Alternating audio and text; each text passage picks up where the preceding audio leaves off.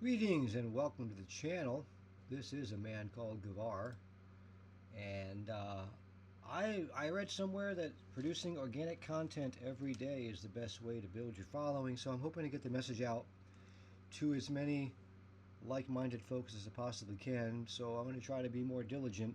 Had some equipment issues, but they seem to be for the moment neutralized. So here I am. It is a hot sunny day here in Southern California, August 20th.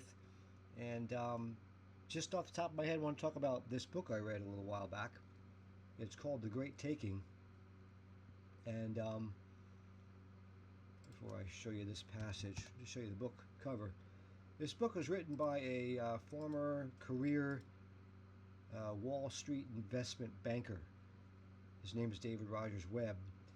And in the book, he talks about how the plan was all along to arrive at the place that we appear to be at right now, where the bankers, through deception and fraud, have managed to securitize, that is, put liens on all the property that there is.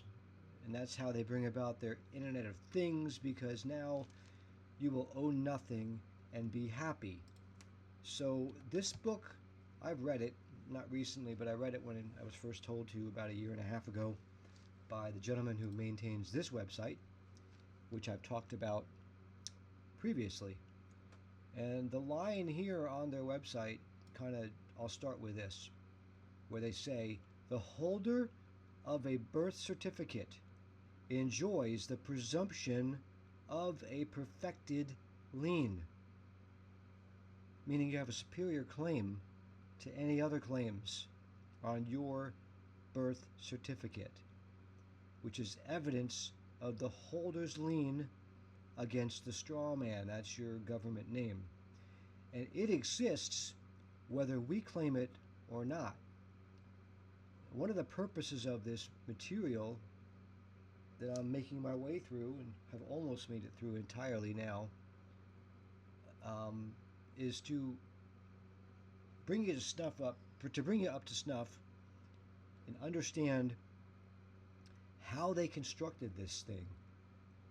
The normies out there, and by normies I mean people who just wake up every day and go work a job or engage in entrepreneurialism, which is what I used to do, are going to be completely sideswiped by the events that are about to be triggered and can happen really at any time now. There's nothing stopping these people from pulling the plug right now. Now they push the date back from 2030 to 2035, but that doesn't mean that they won't pull something sooner. Here's what the line from chapter 2 of this book: there are now no property rights to securities held in book entry form in any jurisdiction globally. So that means if you're holding securities, paper, which is all we have anymore, you really have no property rights. But what this process does is it teaches you how to claim your property right to the birth certificate. You don't own the estate per se that they created with the birth certificate, but you have a lien, a perfected lien against that. Because why? Because you are the benefactor. You are the one who thinks, acts, and speaks on behalf of that straw man. Therefore, you have what they call in law equitable interest. And that's, I believe, what he's referring to here, that you have a perfected lien whether you claim it or not. The lien exists, but if you don't claim it, then you don't have it.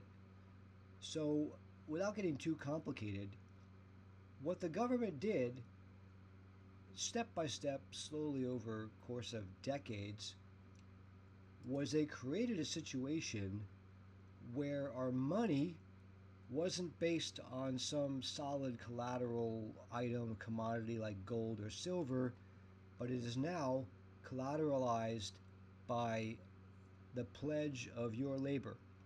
And that pledge is executed, very briefly explained, through the birth certificate. The birth certificate is your pledge of future work. When you're born, your mother gives them information. Hey, I got a kid here. He's born in the United States. So most importantly, let's get a record of the fact that he's an heir to the posterity contemplated in the preamble of the Constitution. And that's what I believe the main purpose of the birth certificate was to document the fact that here we have a living, breathing man or woman, and therefore they're entitled to a piece of the American pie. Because in a republic, the people own the country, and the government are merely their servants. But we've gone to a situation where it's kind of been flipped on us, inverted. Not in reality, but through the use of legal fictions. And everything is in the fictional world is on paper, and it's what they call securities. And this book deals with the fact that there are no property rights in securities anymore. So unless you have claimed the equity that they took to create that registered security, the birth certificate, then you really own nothing. Because even the name that you hold, when you're given, for example, a vehicle title or a warranty deed or a quitclaim deed title to property, they call it real estate now, which is another subterfuge. Even that name that it's issued to you in, it's a canard. You're made to believe one thing about it, but the reality is something entirely different. They create the illusion of ownership, but you don't really own it unless you've claimed the equity.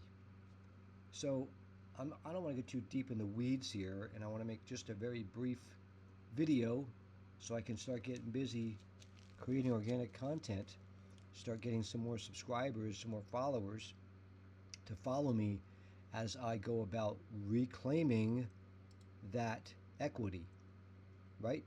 It says it exists whether you claim it or not. Well, if there's something out there that's my property that I'm entitled to claim under a claim of right, not under any statute that they created, but under God's law, under natural law, I am entitled to dominion on the planet.